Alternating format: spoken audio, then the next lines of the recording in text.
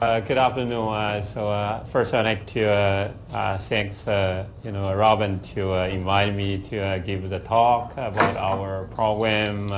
So it's a great pleasure to share our called Feed the Future Innovation App for genomics to improve poultry. So this is a program. It's supported by U.S. Agency for International Development, belong to the Department of State in the U.S. So this is the first phase of the 5 years program. So we are currently at the start of fourth year of 5 years period.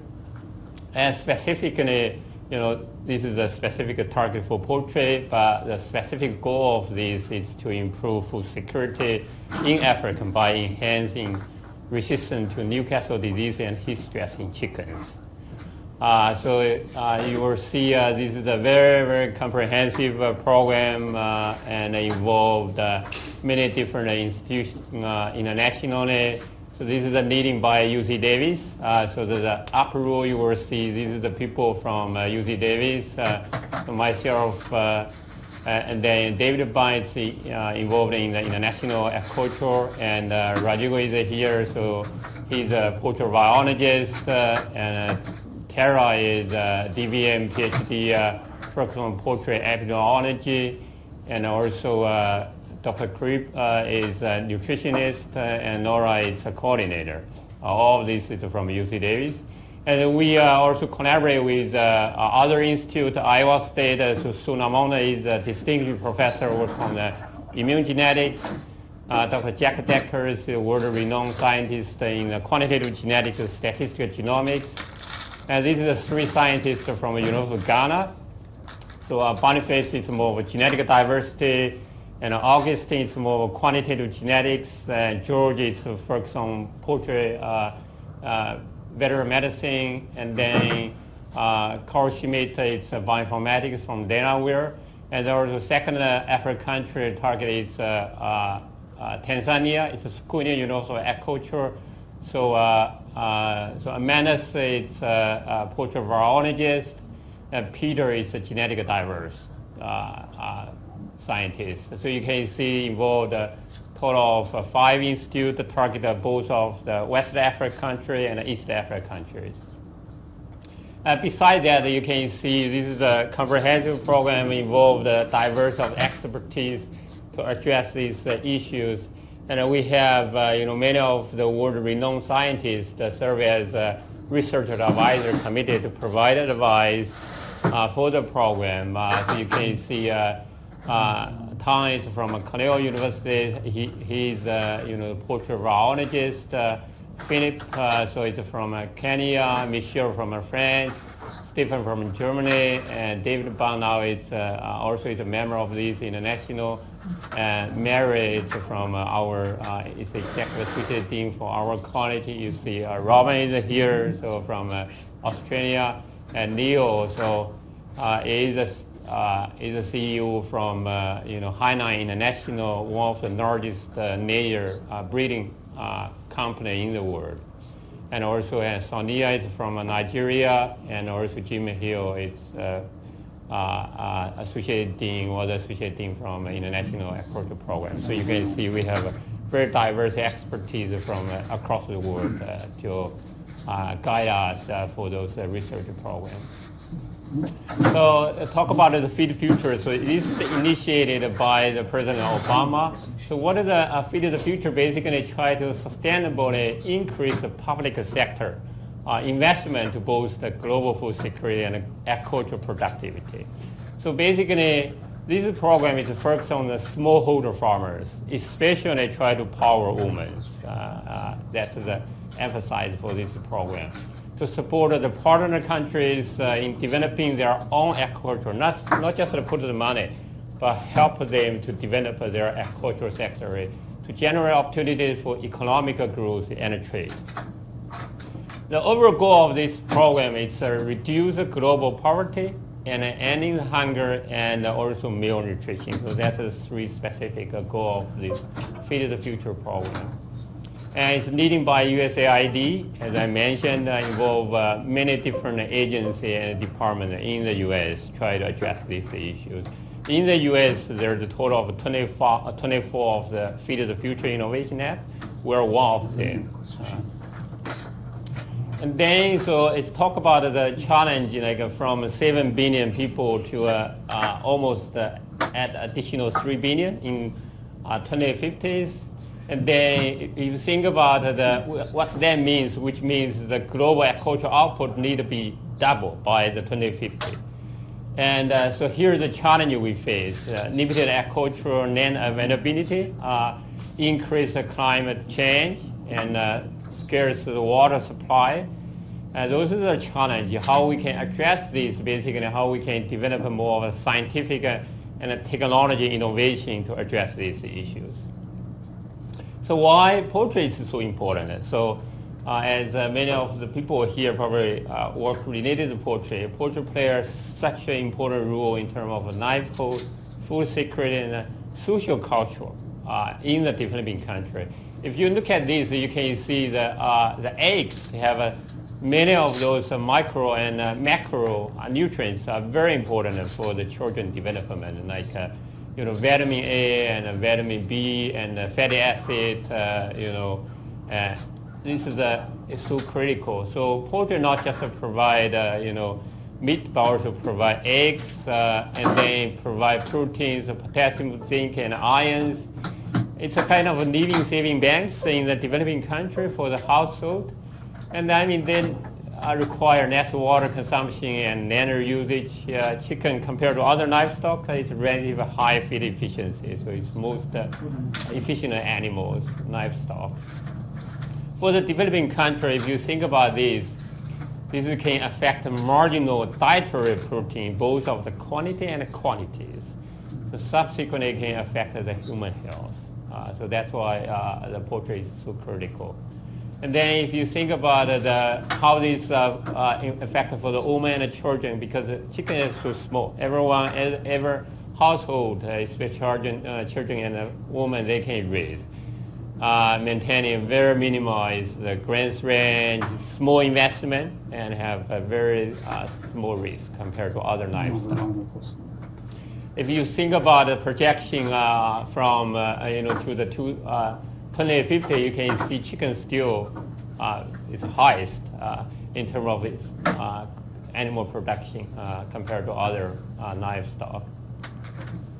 So since this is a genomic program, so overall goal of this to solve the two most significant factors, which one is a disease and the second is environmental stress of Africa, which is heat stress. So we try to address these two most important factors.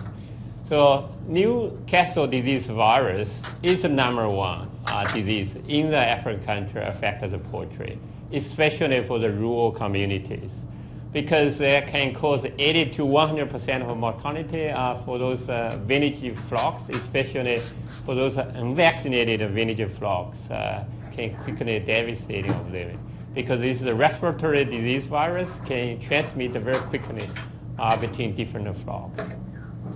If you think about the second factor, heat stress can lead to additional decreased feed intake, productivity, and death. So that's how these both of factors is so critical.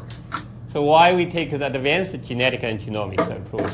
So basically, this approach can complementary to the vaccination program, and also can reduce environmental footprinting, because the genetic approach is very permanent and environmental friendly, and it can accelerate genetic improvement, and then also have a high accuracy and efficiency.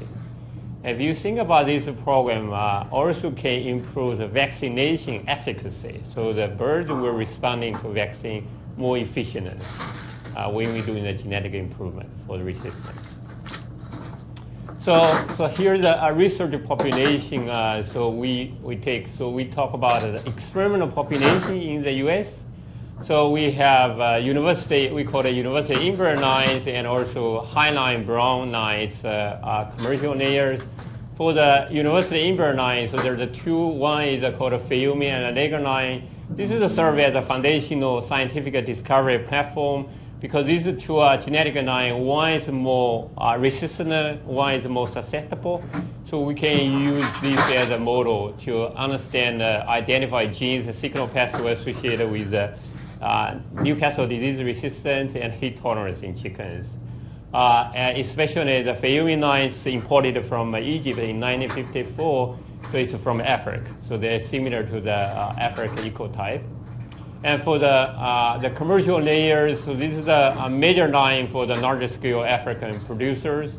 They can adapt to the hot climate environment with high egg production. It can be challenged in the control environment in the U.S. Once we identify this, we can rapidly translate it into the applications. But most importantly, we focus on the East and West African ecotypes. So why we care about the local ecotypes? So there are several different reasons. So first, the most important is how they can adapt to the local environment, because these birds need to be able to productive in the local environment. They need to be heat resistant because they need to be able to survive in the harsh conditions and able to survive during a long-distance transportation. In Africa, if you want to sell the birds, those middlemen, they need to connect those birds in village, transport in a very rushy way. So those birds need to be able to survive.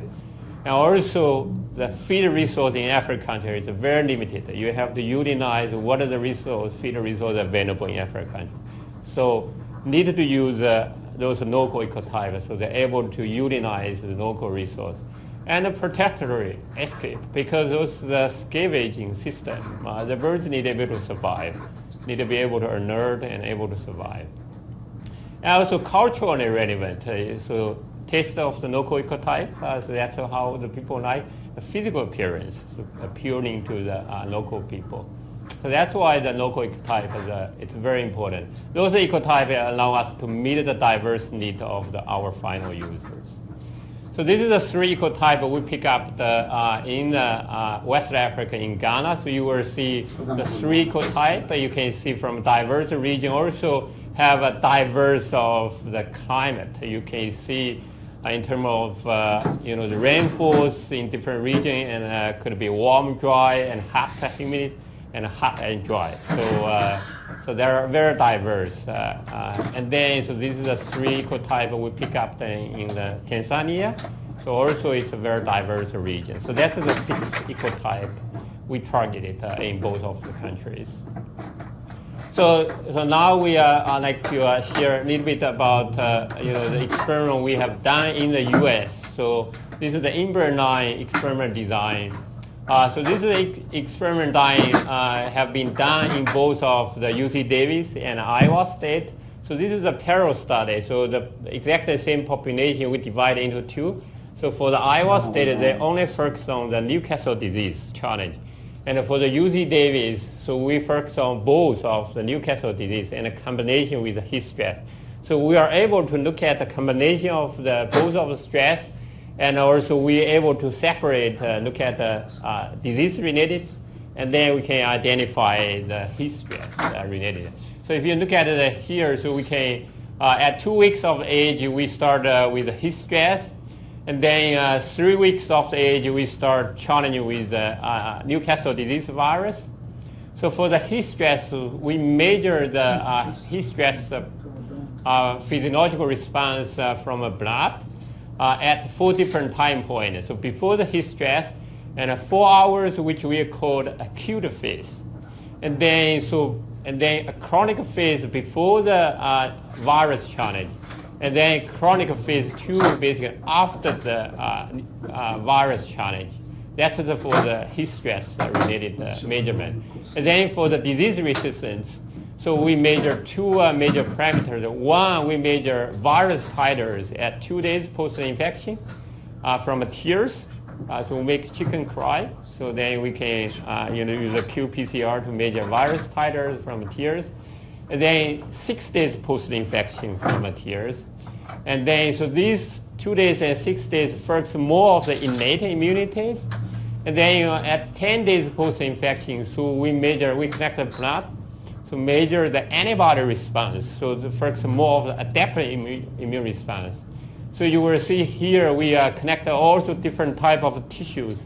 use the RNA-seq next-gen sequencing to identify genes and signal pathway associated with resistance to the virus infection and heat stress. So here just give you some of the summary of the results. If you look at this is the virus titer in tiers from these two genetic lines. So here you can see this is the 2 days post-infection. This is the 6 days post-infection. And so here, so this is the NOC10 virus titers. If you look at the left side and 2 days post-infection, so you will see significant difference between the Fayumi and the Neger9. So you will see a significant lower of virus titers compared Fayumi to Neger9. Same pattern you will see in the 6 days post-infection. So this is indicated that Fayumi have a lower of virus titers, which means there are more of the resistance compared to the Neger9. And then you also will notice, so chicken will start to clear virus because the virus titer significantly decrease at 6 days post-infection. So this is very consistent between the 2 days and 6 days. And then, so we are able to look at how fast the chicken clear the virus. So we look at the virus clearance rate. So we'll see Fayumi 9 have a highest, the virus clearance rate. So they are significantly higher than Neger9. So this is very consistent in terms of virus titer and clearance of the rate. And then we look at another parameter, which is antibody response. So you will see the Fayumi 9 have a higher antibody response, which means they can provide a higher protection, a better protection, which means they are more resistant compared to Neger9. So from both of the parameters, you can see Fayumi 9 is more resistant and Neger9 is more susceptible. You will notice for this challenge experiment, we use called a Nasuda strain, which means it's a new path of the Newcastle disease virus. But in the African country, the major problem is high path. It's called a vanigenic challenge. How the new path can translate it into the high path NDV in the African country. So basically, we are able to challenge these two genetic lines, use a high path in the biosafety level 2 NAP in the USDA areas. They have those facilities. So we challenge this with 2 different doses and then look at the survival rate. So you will see in both of those doses, the Fayumi 9s have a significantly higher of the survival rate compared to the Neger9. So that's a confirm of this experiment model. So able to demonstrate that this model is valid in both of the low pass and the high pass of the NDV challenge. So now I switch to another second factor, which is the heat stress. So basically, we are able to adapt this device from a human medicine called iStat. This is a portable device able to measure the 13 parameters. You can see these are 13 parameters from chemistry, electronics to the blood gas and hematology. Just about 2 minutes, use a cartridge inserted to this portable device. So we are able to measure the 13 parameters within 2 minutes. So we are measure all of those parameters and then for all of those birds. So here just to give a summary of this, at 4 hours of the acute heat stress.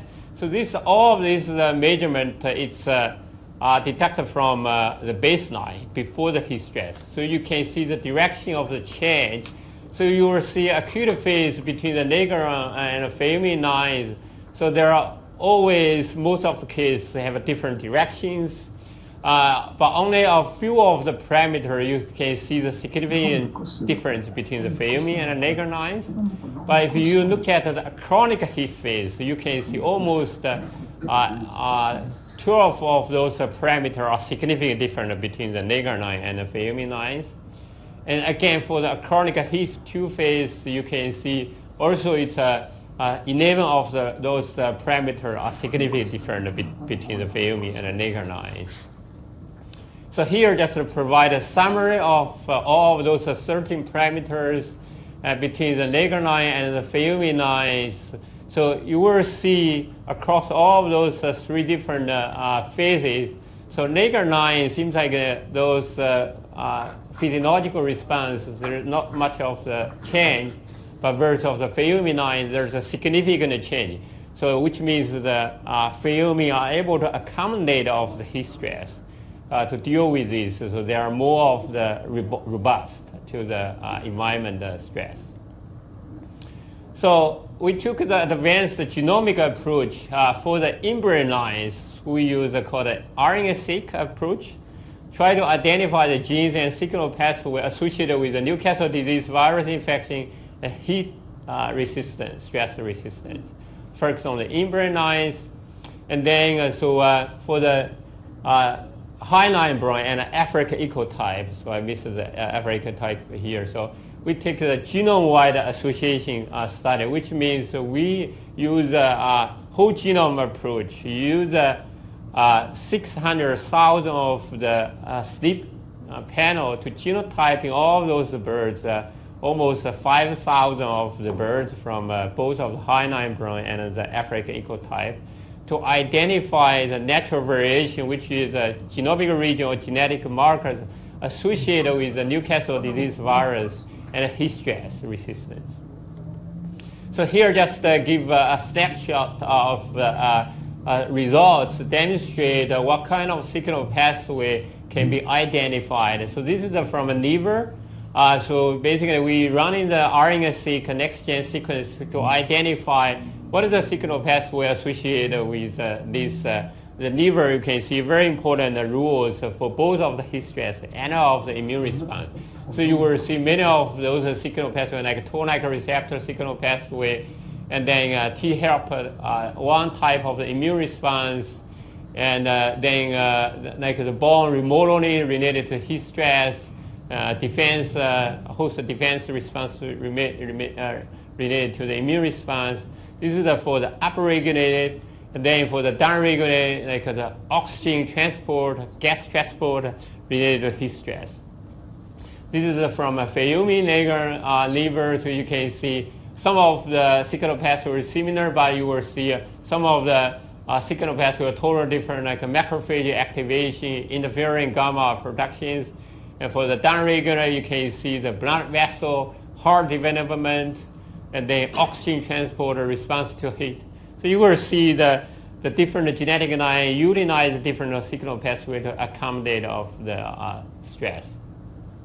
So for the high-line brown, so the experimental design is pretty similar, but in that case we measure the body weight. So you can see we measure body weight at different time point, which means once we try to identify the genomic region, we don't want to compromise of the growth rate. So we are able to identify genomic region affect the body weight, which is the growth rate. So we can accommodate this to improve both of the disease resistance and of the growth rate. So basically, we finished the genotyping of birds from Iowa State, have more than 500, and UC Davis more than 500. So use 600,000 of the SNP, single nucleotide polymorphism genotype. This is a program utilized to estimate of genetic parameters. And then this is the association analysis, use two different approach. We combine all of these, try to identify the regions and genetic markers associated with disease resistance and heat stress. So here just to give some of the parameter to estimate the heritability of each of the parameter and the genetic correlation between the different parameter. This is the antibody response. So you will see in general the antibody response genetic heritability is very low, as we expected. Virus titers also is very low. But if you think about it, the body weight, it's have the medium to high heritability, so they are relatively high. And here just to give one of the flavor of if you look at this is a chromosome in chicken genome. So chicken have the 39 pair of the chromosomes, and this is a negative log p-value. So which means higher, which means more significant. Each of those dots represent each of those single SNP. So here I have 600,000 of those SNPs. So each of the dots here, so you can see So higher, which means significant, you will see like in the chromosome 6, you will see there's a genomic region associated with resistant related to the virus titer. So this is a chromosome probably 26. Also we have genomic regions associated with resistant to the virus. And then for this program, we are not just identify this. Another important of this program is how we can help build up an institutional capacity building. So basically, we doing the animal facility innovation. So this is in Ghana.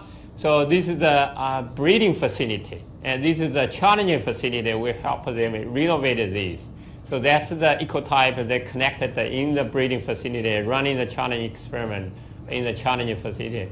So this is a breeding facility in the Tanzania, and this is a challenge facility in the Tanzania. And then also we help them to doing the human capacity building, which means we basically, so that's the Dr. Gallardo to provide a biosecurity training in African country, and then I provided the molecular assay training in Africa. And we send our graduate student to the African country to provide the safety, biosecurity, and NAPA assay in African countries. And also we brought the student and scientists from Africa to U.S. for both of the, the animal experiment training and of the NAPA assay training in the U.S. So the accomplishment for the African countries, so we renovated of the both the breeding and the challenge facility. So they're able to help them to connect the ecotype breeders. So we have like 300 birds per ecotype for 6 ecotypes. So almost 2,000 of the birds connected. And then so for the human capacity building, we already talked about.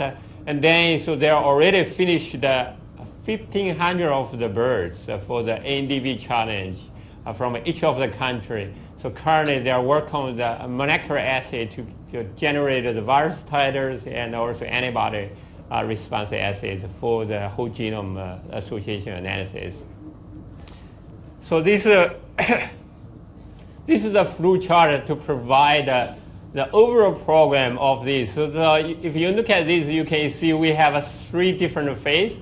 We call the discovery phase, and a development phase, and implementation phase. So you will see we spend so much of the time focused on the discovery phase because lots of the foundational research needed in place. So you can see the Africa ecotype and hyaline layers and foundational research genetic lines. And finally, we try to identify the genomic regions, genetic markers, so we can, doing select of these small single nucleotide polymerase panel, so to doing the development of this, and then we need to validate this because this panel need to be affordable, and then we need to confirm if this panel are effective to provide enhanced resistance. And then finally, we need the development of the feasible breeding and the distribution model for the African country. So those genetic enhanced of the birds can be delivered to the smallholder of the farmers. So that's the overall program. So we are almost in the end of the discovery phase. So in the next 2 years, we try to implement the development phase and try to reach to the implementation phase. So this is the meeting we hold, the first annual meeting in Morogoro in Tanzania. And then, so this just a couple of months ago, we have a meeting in Accra in Ghana. And so this is last year, we have a 3rd annual meeting in Tanzania. So this is my group. We work, many other people also work on this group. And then eat more chickens. Yeah. Thanks very much for your attention. Thank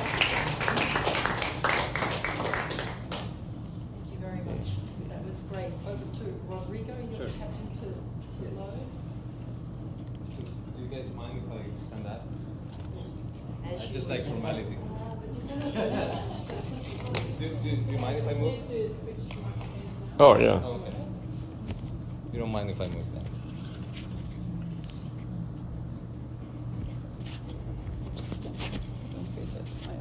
Okay. Going the right way, that's fine. Thank Good. you. I won't move much. I'll be here, but standing up. So, yeah, I'll wait. Don't worry.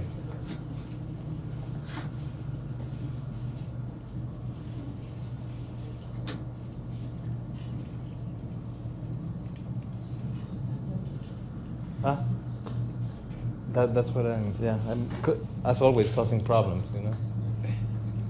Just bad behaved Latin people. You good? Okay. Okay, well, thank you, Robin, for the invitation. I mean, I'm really glad to be speaking today to you guys. And I'm sorry that I'm giving you my bag. But so I'm representing today the School of Veterinary Medicine, which is the place that houses me and my research program. I'm the head of the Poultry Medicine program in the school. It's been a difficult journey in general, but it's been really great. I've been there 5 years, and I started with a certain view in my mind, which has changed a lot. So why don't we go ahead and get started?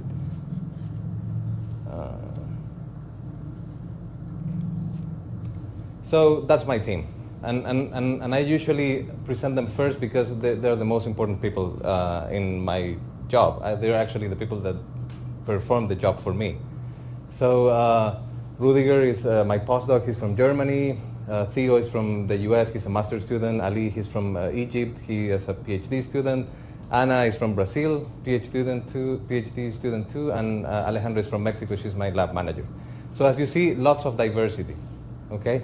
Now those are a couple of things that I've learned from California and from the US in general.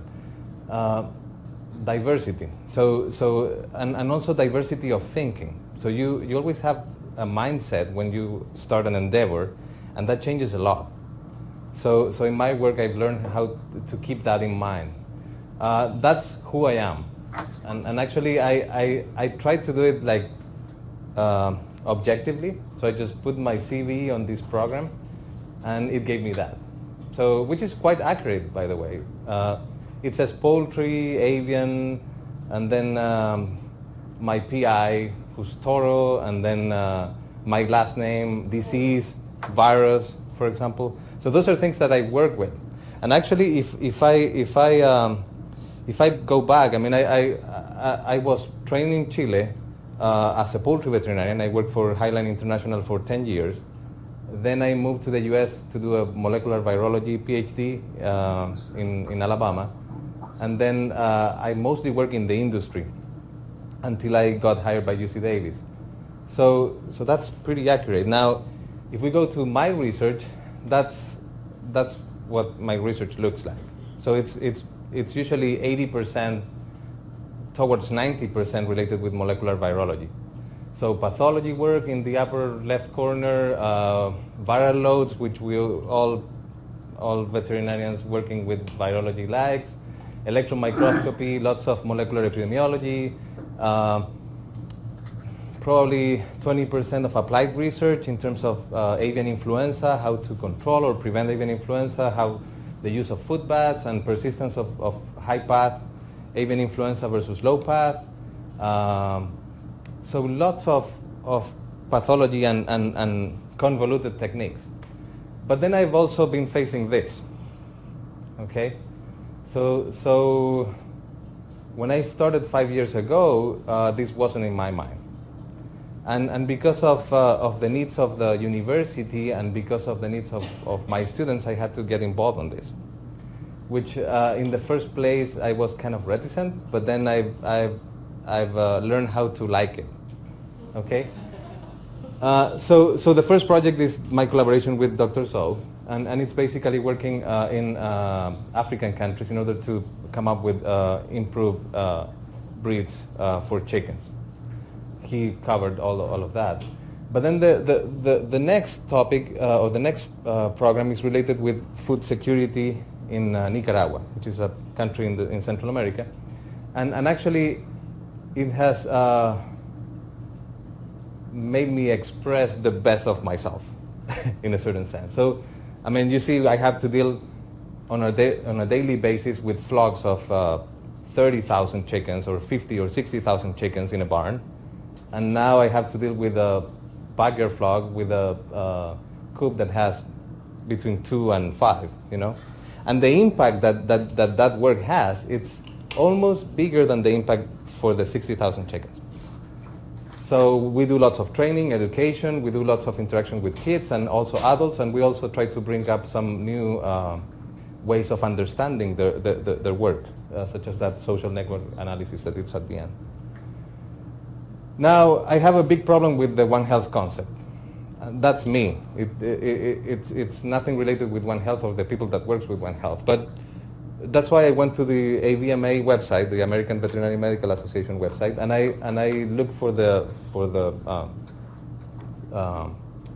definition. So it says it's the integrative effort of multiple disciplines working locally, nationally, and globally to attain optimal health for people, animals, and the environment. It sounds wonderful. And then understanding and addressing the health issues created at this intersection is the foundation of the concept One Health. So basically what we need to do is just work at this level, here, and hopefully here in the interaction. So that sounds wonderful, but when I ask my students what they would like to be in the future, they say, oh, I would like to do One Health research or One Health, working One Health. And why do you want to do that? Because I like traveling. Well, yeah, I mean, we all like traveling, but you can travel without doing a DVM degree or without pursuing a PhD. I mean, that's not related. So I've tried to focus on how to explain them how this One Health concept works. And that's what One Health is for me.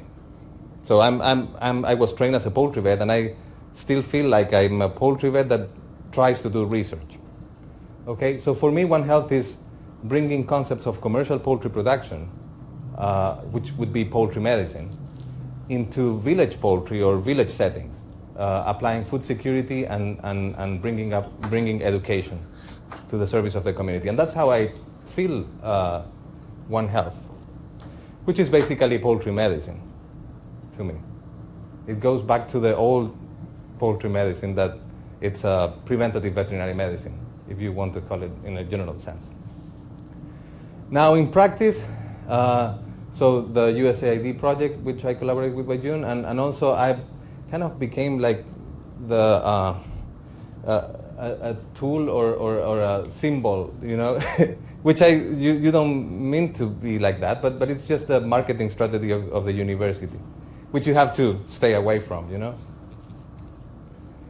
But then you have to deal with this, which that's the everyday thing, okay? And that's preventative veterinary medicine. Okay, we had a problem in Ghana with a ball python that entered into one of our facilities and ate 70 chickens. 70 out of a flock of 30, or 300, which is a lot, you know. And how you deal with that is just veterinary medicine. So you go there and you do your assessment and you do preventative measures in order for the python in order not to dig and go inside the flock. So that's what I used to do 15 years ago in Chile, which is vermin control. So that's One Health. Now the first program that I would like to introduce you, and really quick, I mean, this is a program mostly led by students. I'm just their advisor, but also I would like, I try to bring up certain concepts and try to put part of my experience on it. And since it's based on students, the students change every year, and the only one that stays there, it's me. So I would like to show you this video. It's real quick.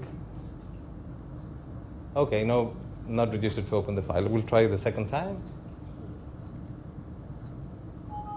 Okay, well, anyways. So, I mean, this program is based on a rural community in Nicaragua, and it's what I call programs to improve food security in rural Nicaragua using poultry as a model. So it started as a program that wanted to address problems in livestock. But then everybody recognized and realized that chickens are the fastest way of producing change, okay, and bringing up food of good quality. So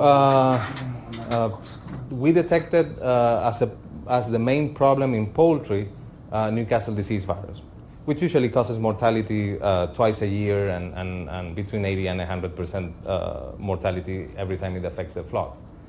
So the way in which we approached the problem was training the people and the community, and basically bringing up tools that we use in the commercial poultry industry to prevent those diseases, which is basically biosecurity and vaccination.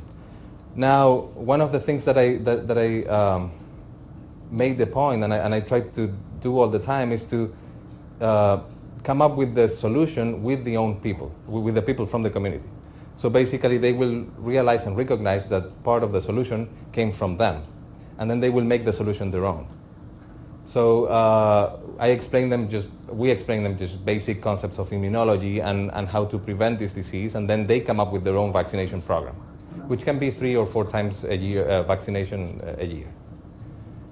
We've been working there for 5 years, and right now I'm happy to say that Newcastle disease is not a major problem.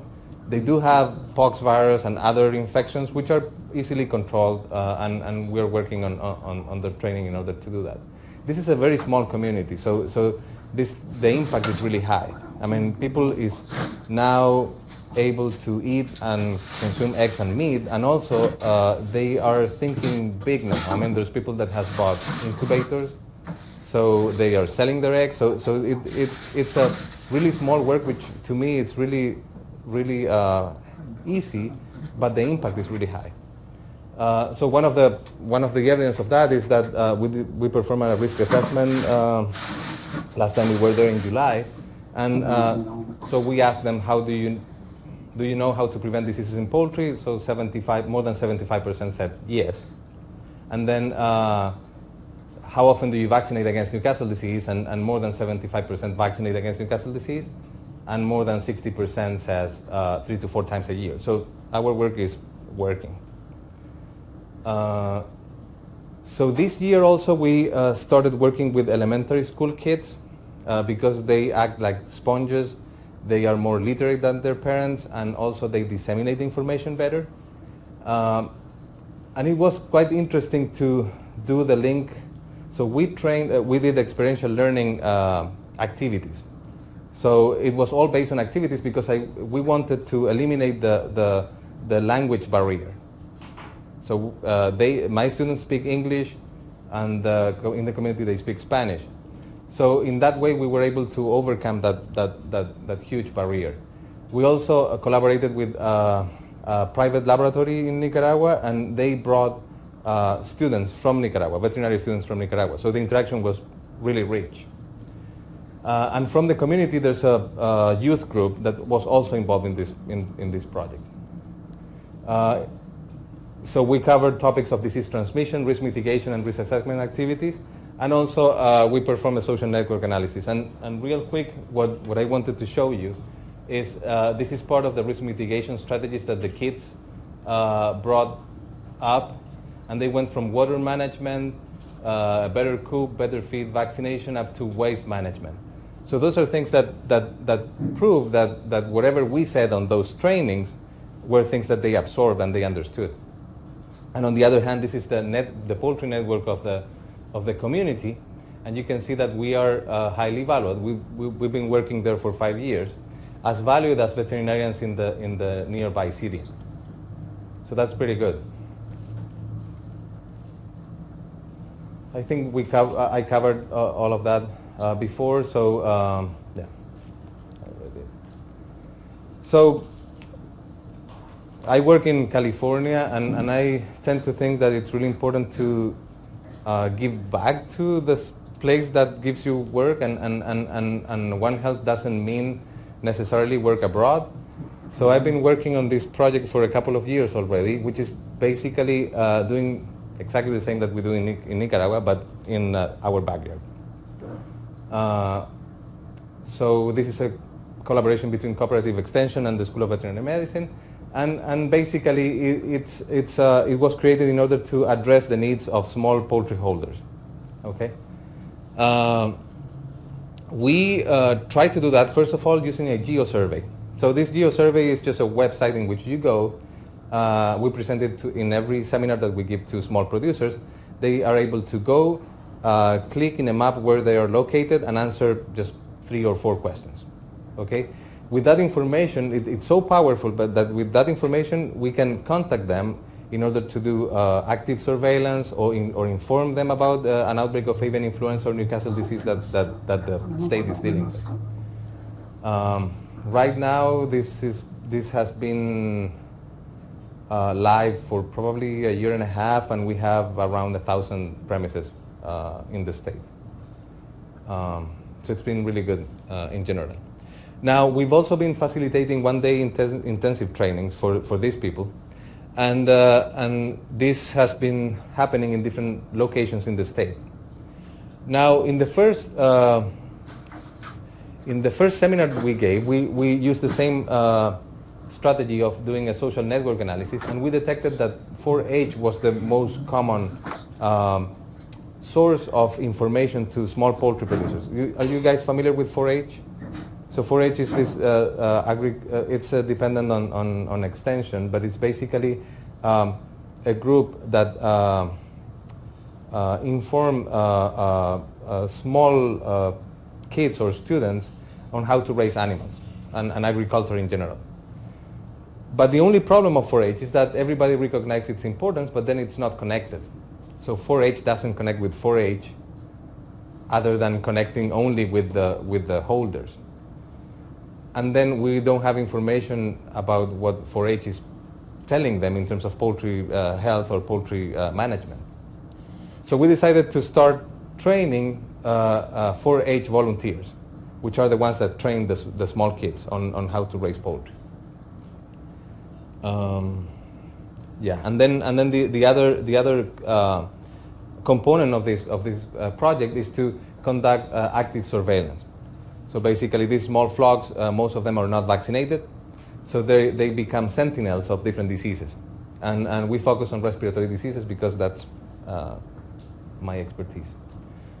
So the first seminar this year was performed in San Luis Obispo, actually 2 or 3 weeks ago.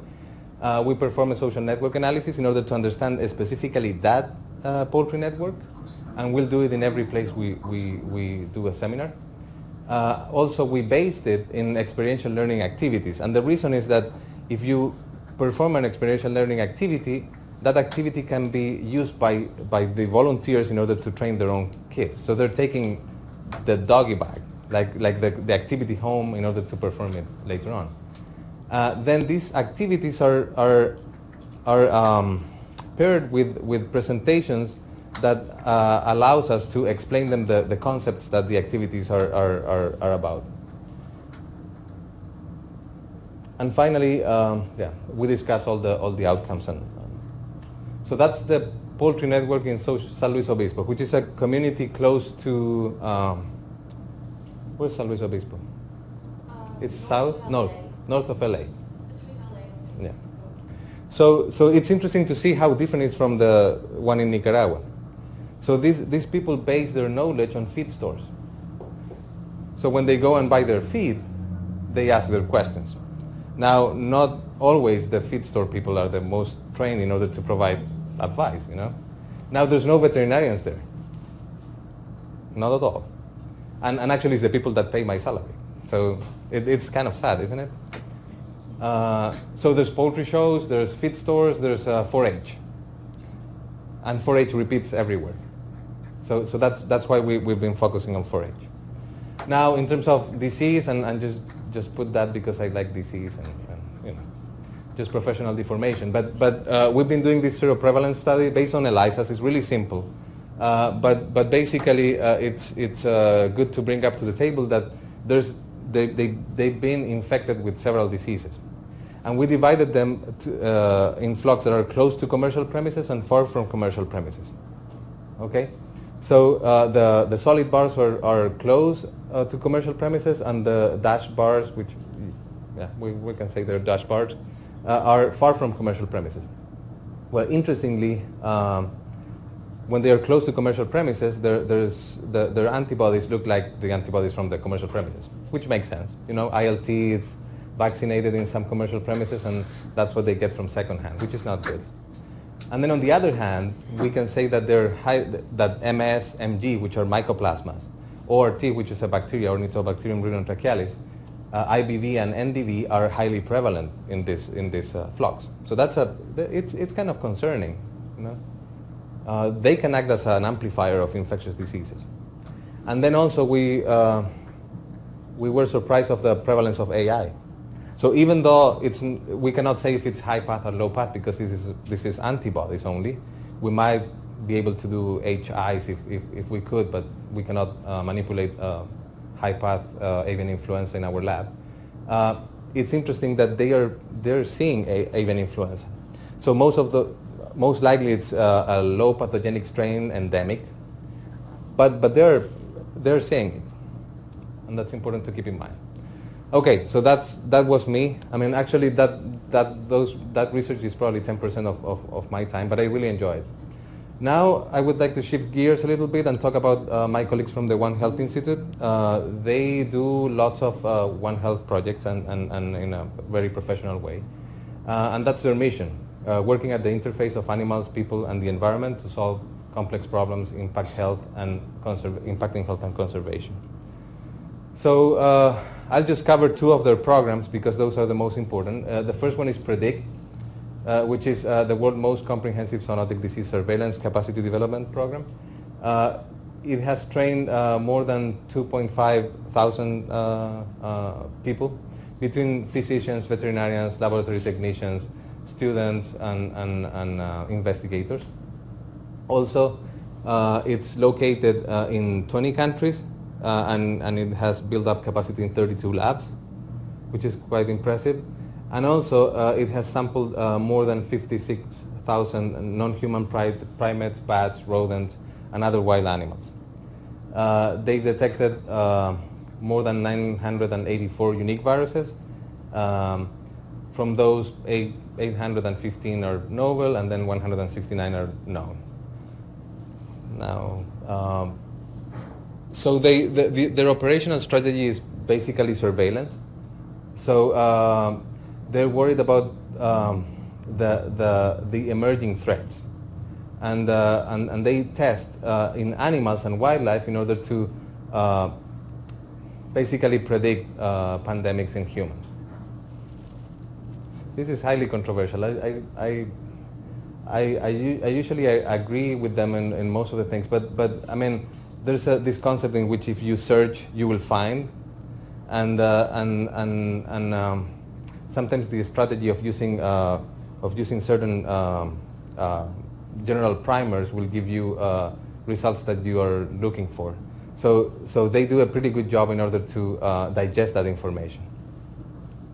So that's their pathway for disease emergence. So they identify key biological, behavioral, and ecological processes influencing evolution, spillover, amplification, and spread of viral threats. But they basically base their work on virus evolution, then animal to human spillover, and finally international spread. Now, this is the second project that I wanted to touch. So it's called halle, which is Health for Animals and Livelihood Improvement.